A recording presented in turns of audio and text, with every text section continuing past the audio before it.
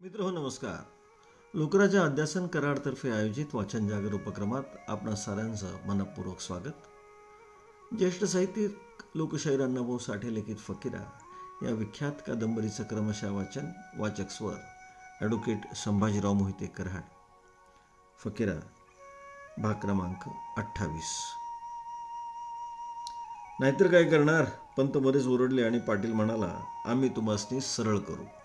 असं पंत शांत होऊन म्हणाले, तर मग आता जोत्यावरून प्रथम खाली व्हा आणि चला. अहो पण ऐका, खोंत म्हणाला आणि पंत पुन्हा ओरडले, प्रथम इथून चालते व्हा. बापू खोतने पाटील निघून गेले आणि पंतांचं मन पुन्हा पेटलं. तो प्रकार त्यांच्या आयुष्यात नवाच होता. आता आपला जीवही सुरक्षित नाही याची त्यांना कल्पना आली आणि ते खिन्न होऊन पुटपुटले, माणसानं इतकं दुष्ट आणि इतकं मूर्ख नसावं. बाहेर रात्र निम्मी होत आली होती. कंटाळा आला म्हणून अंग टाकण्याचा विचार करून पंत उठले. तोच फकीरा सोप्यात आला. त्याला पाहताच त्यांचा कंटाळा नाहीसा झाला. दाट भुवया चढवीत आश्चर्यानं ते म्हणाले, फकीरा, इकडं कोणीकडं आणि एकटाच? ते का? फकीरा म्हणाला, आपली सारी फौज घेऊन आलोय. असं पंत बाहेर पाहत उद्गरले. खंडू, साधू, पिरा, घमांडी उभे होते. बाकीची सर्व माणसं फकीरानं गावंदरीला निरनिळ्या जागी टोळ्या करून बसवली होती आणि निवडक माणसं घेऊनच तो गावात आला होता. अंगणातील 5-6 गडी पाहून पंत म्हणाले, फकीरा, तुझे वैरी जागोजागी टपून आहेत. तू असं एकट्यानं वावरणं धोक्याचं आहे. खरंच 50 गडी घेऊन आलोय, फकीरा म्हणाला. मला शेवटचा आशीर्वाद द्या. थांब. पंत डोकीवर मंदिल ठेवून म्हणाले, चल दूर रानात जाऊ, मला जरा बोलायचं आहे. मी आजच छावणीकडून आलो, ते सारं सांगतो तुला.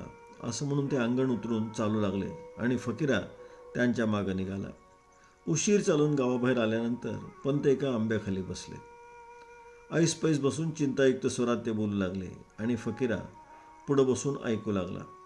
पंत म्हणाले, सरकारी विचार निर्वाणीचा झाला. ते तुला कैद करूनच दम घेणार असं वाटू लागलं आहे. तो हाती यावंस म्हणून त्यांनी आकाश पाताळ एक केलं आहे. हजारो निरपराध लोकांना पकडून माळाला डांबून टाकलं आहे. माणसं टाचा घासून मरणाची वाट पाहत आहेत. माझ्या अंगावर काटा उभा राहिला ते सर्व प्रकार पाहून. मला हेच कळना, फकीरा म्हणाला. मला कैद करण्यासाठी सारा मुलूक धारावर का धरला आहे? हा छावणीत मी प्रश्न विचारला, पंत गंभीरपणे म्हणाले. तेव्हा जॉन साहेबांना उत्तर दिलं की नाक दाबल्याशिवाय तोंड उघडत नाही. यावर मी सवाल केला, दुःख तिथं डाग द्या. मग काय म्हणाले ते? बळीनं चटकन विचारलं आणि पंत म्हणाले, ते म्हणतात, दिव्य औषधांना बऱ्यानं होणाऱ्या रोगावर शस्त्रक्रिया करणं प्राप्त आहे. म्हणूनच त्यांनी तुझी सर्व माणसं पकडून आता ओलीस ठेवली आहेत. जोपर्यंत तू हाती येत नाहीस तोपर्यंत कैद झालेला एकही माणूस मुक्त होणार नाही. ही दगडावरची रेघ आहे. छावणीत आमचं कोण दिसलं का तुम्हाला? फकीरानं विचारलं. सर्वच दिसल्याने भेटले, पंत उत्तरले. आई? हो. आबा? तोही. नारू म्हातारा? सर्वच भेटले. पंत वैतागून म्हणाले, त्या प्रसंगाची आठवण नको. माणसाने इतकं क्रूरपणे वागवल्याचं दुसरं उदाहरण नाही. तरणी, म्हातारी, पोरं सर्वांना ओळीना एकाच दावणीत गुराप्रमाणे डांबलं आहे. ती छावणी नव्हे फकीरा, यमपुरी उतरली आहे त्या माळाला. येताना मी दौलती राधा यांना भेटून आलो. सुनबाईच्या हातात दोऱ्या पाहून काळजात आग लागली. पंत एकदम थांबले. पुढचे शब्द त्यांना जणू आठवत नव्हते. उशीर कोणीच बोललं नाही. सर्वांच्या चक्षुपुढं छावणी उभी राहिली. आई काय म्हणाली? फकीरानं विचारलं. त्या सर्वांचं मत आहे तू सापडू नयेस, पंत म्हणाले. त्या सर्वांनी आता दुःखाला पाठ दिली आहे. पण काय? पण पंत म्हणाले, तू हजर व्हावंस असा साहेबाचा आग्रह आहे. ने तू हजर होईपर्यंत ती माणसं जगण्याची आशाच नाही. मग मी काय करावं? तुम्ही हजर व्हावं. मी हजर व्हायचं? एवढंच नव्हे, मग कुणी? फकीरा, पिरा, मुरा, बळी, तायनू, सावळा, हरी, खंडू, भिवा, पंत म्हणाले. आणि 10वा घोंचीकर बळी सकाळीच कैद झाला. कैद झाला म्हणजे? सर्वांनी उद्गारून विचारलं आणि पंत म्हणाले, म्हणजे त्याला कैद केला.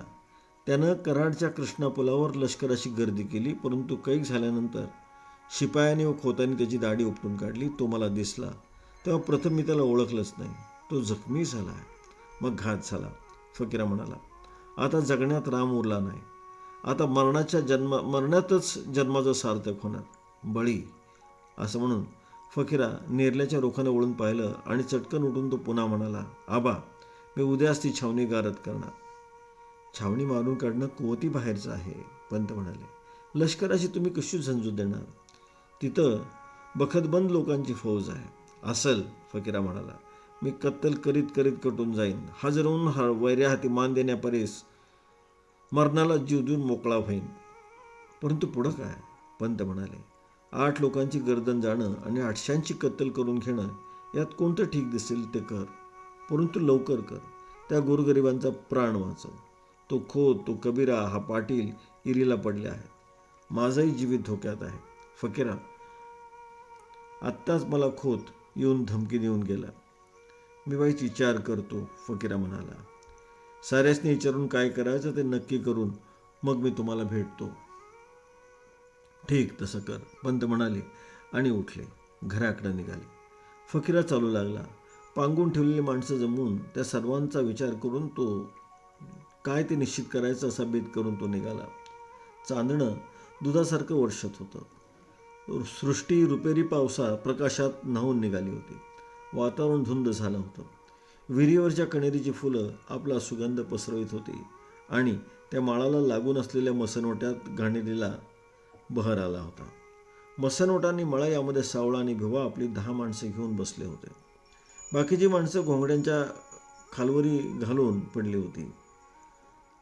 सावळा आणि भिवा यांनी गांजा ओढल्यामुळं ते तर्र झाले होते. जे सुचेल ते बोलत होते.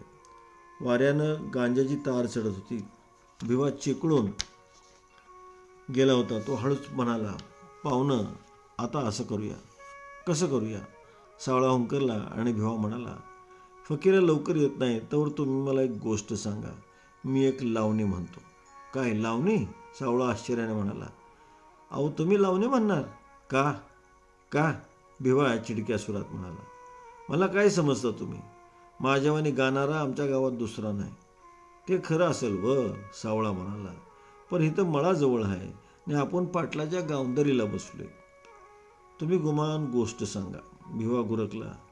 आणि मग ऐका ह्या सर्जाची लावणी. बरं बाबा, सावळा म्हणाला आणि गोट सुरू करतो, ऐका.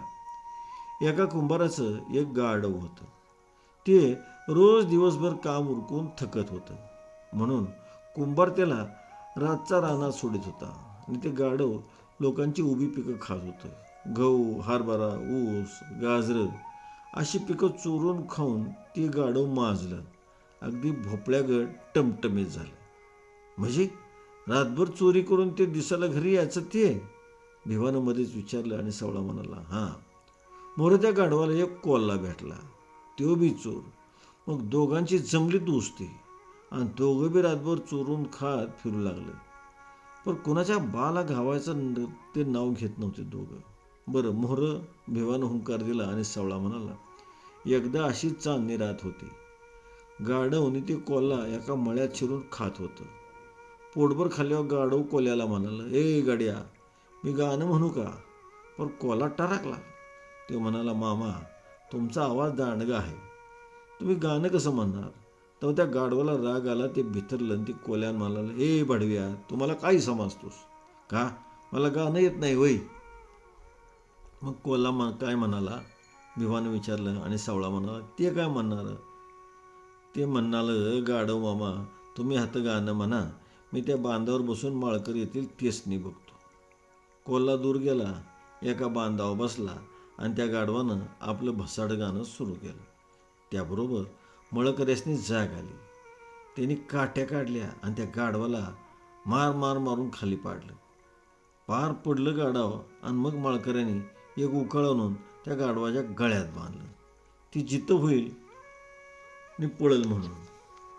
आणि मग भिवा उद्गारला. आणि काय? सावळा म्हणाला.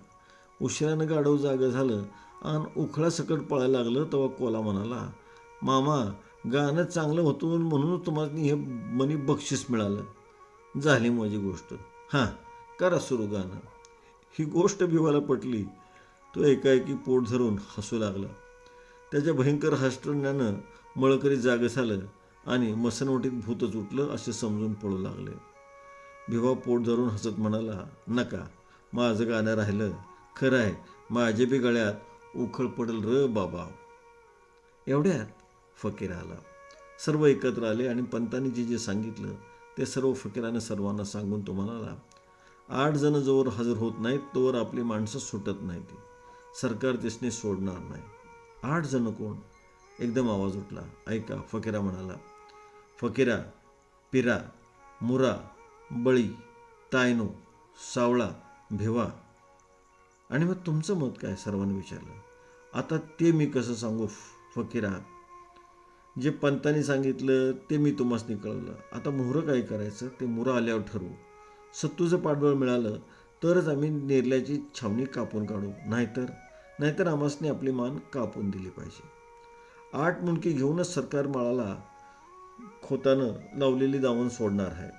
आणि जर आम्ही 8 जण हजर नाही झालो तर एकूण एक माणूस कुत्र्याच्या मोतीनं मरणार आहे. समद्यात मोठा घात झाला तो म्हणजे बळीबा घोंचीकर कैद झाला. काय, बळीबाला पकडला?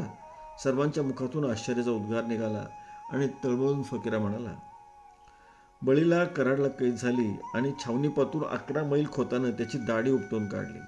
मुसक्या बांधून बळीची दाढी हिसकून काढणारा खोत अजून जिवंत आहे आणि आम्ही बी जिवंत आहे. आमच्या घरासनी काट्या लावून आमचा दारकोंडा करणारा पाटील अजून पाया उभा आहे आणि आम्ही हजर व्हायचं का नाही याचा विचार करतोय. आणि ऐका, खंडूरामोशी म्हणाला, खोत हातच जावायाकडेच आहे. हात बसूनच तो किल्ल्या फिरवितो. खोत हातच जावायाकडे आहे, हात बसूनच तो किल्ल्या फिरवतो. मित्रांनो, कथा न कथा एकदा ऐन रोमहर्षक वळणावरती आले. आज आपण थांबतो आहोत. नमस्कार. जय भारत.